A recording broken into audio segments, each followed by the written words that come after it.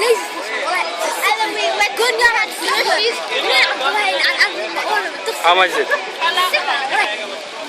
Yeah, yellow, Moho. Lazy, huh? Yeah, yellow. Yeah, the new one of it.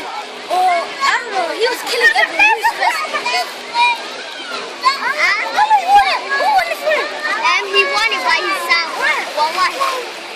Asara, who saw that? The first shadow driver. He was the first one. Maybe Laga. Stand up!